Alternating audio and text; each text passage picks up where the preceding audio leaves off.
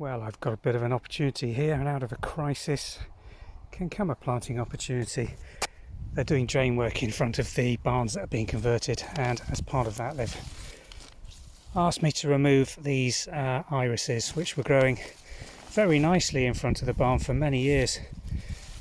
We've got videos showing them flowering. It's a light blue lilac-y style colour one. They were getting a little bit congested, but they loved it in that gravel.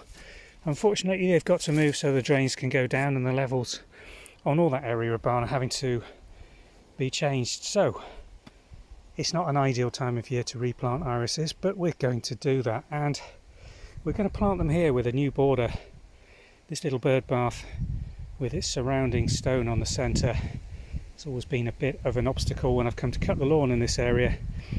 It's cried out to have the grass removed from the edges, because every year, as you can see, it grows in, seeds all over, and has to be dealt with. So I thought for a long while this would make a nice iris border, and haven't had the incentive to actually crack on and do it.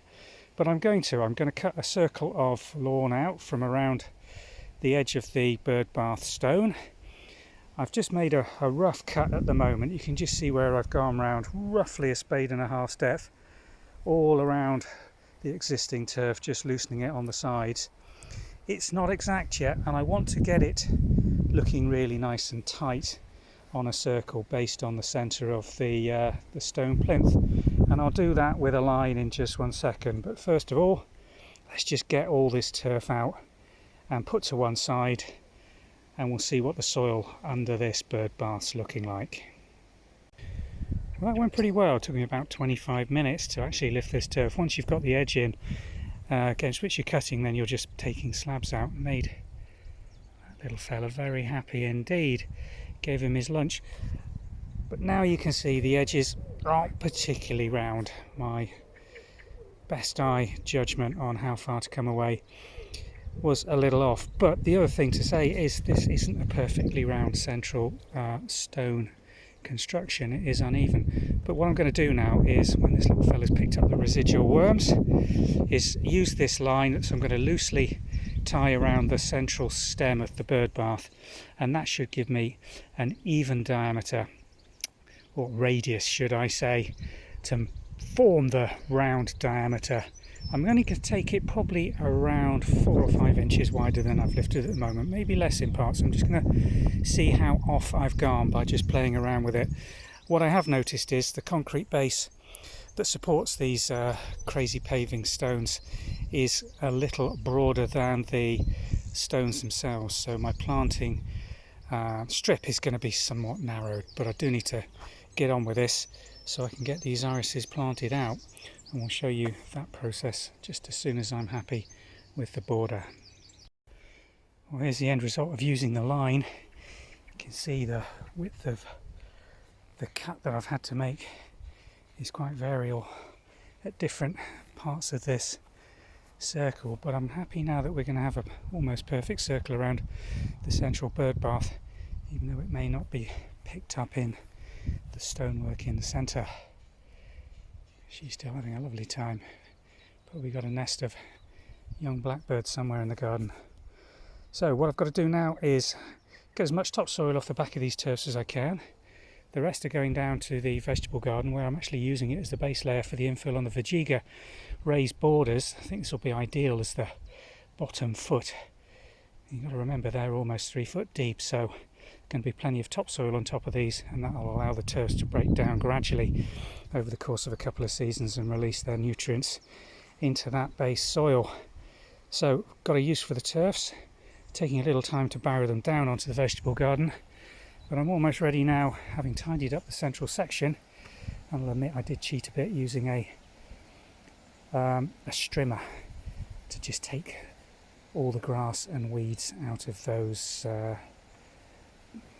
very poor mortared joints between the crazy paving. I think I might actually do a bit of repair on that just to reduce the weed load over the next couple of seasons. But I'll get these turfs down to the vegetable garden, and then we'll start doing a bit of preparation work on the actual subsoil here that we've exposed. Get it into a good growing condition for these irises, and then let's get these planted out as soon as possible and watered in, because longer they're out on a day like this, the more we're going to get dieback on those roots. And I think what I'm going to do is cover these over now, give them a little bit of moisture, and then put a cover over them to keep them out of the afternoon sun. There we go, new border dug, and I flattened the surface. It's a very sandy subsoil here, not a great growing medium, so what you'll see I've got here is 2 sacks of my favourite Mr. Muck well rotted mushroom compost with some horse poo. Been in those sacks on a pallet round the back of our storage here for about a year now, so it's coming out black and really lovely. We've got some seed coming through the sack where it's starting to get torn a bit on the pallet, so I'm going to work that into the topsoil, the top 3 or 4 inches, and then I should be ready to get these irises planted. Now the levels here I'm quite happy with. We're going to plant the irises, they're very superficial, the rhizomes need to get some sun and bait, and my idea here is to actually top dress this with gravel. So I want it to be quite a bit lower than the grass and a decent edge for me to be able to trim without catching any of that gravel. She's enjoying the bit of sunshine we're getting here for the first time in June, making the most of it, as are we all. So let's get the Mr. Muck on, fork it in, get a nice friable growing medium, and then we can start to trim the roots and tops of those irises and get them planted out and watered in. Sooner the better really, hey Ted? I think he's doing a bit of fertilising for me. We'll see if that does any good at all. I doubt it, but nice thought anyway. Okay, glass of water because I am heating up, and then we'll get spreading. Well, I've prepped all the irises, cut them all into nice healthy sections, trimmed all the top leaves and spaced them out. What I think is going to be a pretty generous planting here. All depends how many you've got as to how close you can get away with plantering, but do remember these will grow over the course of a few years into clumps. Every single one of these that you're planting will be multi-stemmed in years to come, so if you can give them a decent space between plants, 6 to 8 inches ideal, a little bit more. And certainly if you're buying irises in pots to plant up a new border, then you're going to want to be a lot less generous than we've been able to here with a divided clump. We're going to get planting these now and then get them a good water, and hopefully they'll grow away really nicely. So I'm going to plant them in, and then I'll show you what they're looking like at the end. Now when you're planting irises, people always worry about trying to get the rhizome on the surface and exposed to the sunlight to get them to flower, but don't worry about that too much when you're planting these. Just try and get a shallow trench, and it doesn't matter for the first couple of years if that rhizome's covered up.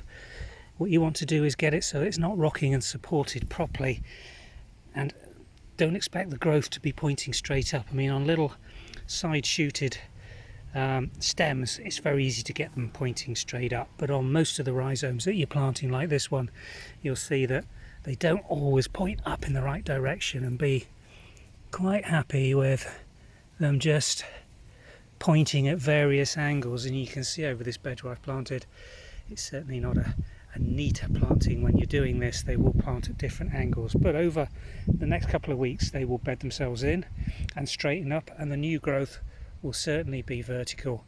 So don't worry about that, and don't worry too much about getting the rhizomes on the surface. Over the course of a couple of seasons they will come to the surface naturally as this border beds in, and at that stage you're going to start getting the flowers. So almost finished here this afternoon, just a few more to get planted in, and then I'm going to give them a really good watering. And there's the finished border, complete with blackbird still finishing off its lunch. Job I've been putting off for about 2 years now, precipitated by a man with a digger wanting to put some drains in and calling me from chainsawing some logs to rescue my irises. I think they're going to do very well there. A little less lawn to mow, and a beautiful new iris feature hopefully this time next year. So we'll keep you updated on this one and its progress as it settles in and grows away. Thanks for watching.